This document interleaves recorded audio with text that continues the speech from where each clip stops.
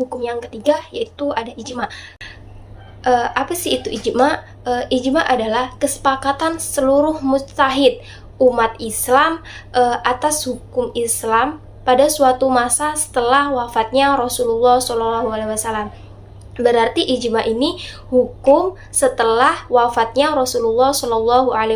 Berdasarkan definisi tersebut, maka ijma memiliki rukun-rukun yang harus ada padanya, yaitu yang pertama, adanya sejumlah mujtahid pada suatu masa, karena suatu kesepakatan tidak akan terwujud jika tidak ada sejumlah pemikiran atau pendapat yang bertemu dalam suatu kesepakatan.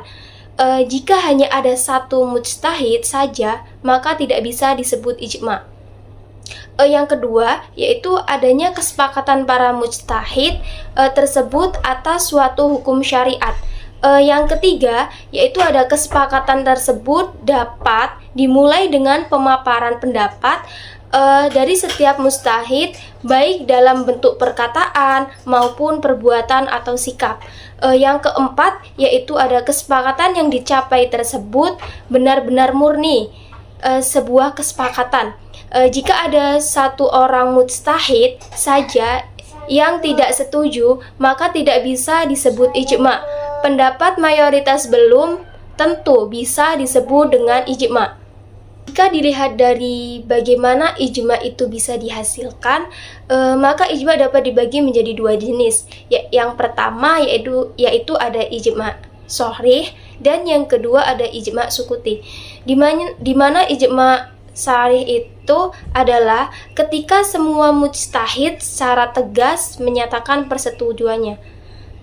Yang kedua ada ijma sukuti, di mana ijma sukuti itu ketika persetujuan para mujtahid tidak diperlihatkan secara tegas, karena sikap mujtahid yang diam atas suatu hukum, diamnya mujtahid ini tidak mengandung makna yang tegas.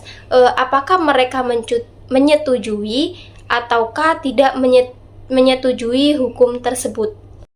Semua ulama sepakat ijma sharih merupakan dalil dan hujah syariat. Namun untuk ijma sukuti ini terdapat perbedaan pendapat di kalangan ulama. Apakah bisa dijadikan hujah atau tidak? Mayoritas ulama menilai bahwa ijma jenis ini tidak bisa dijadikan hujah.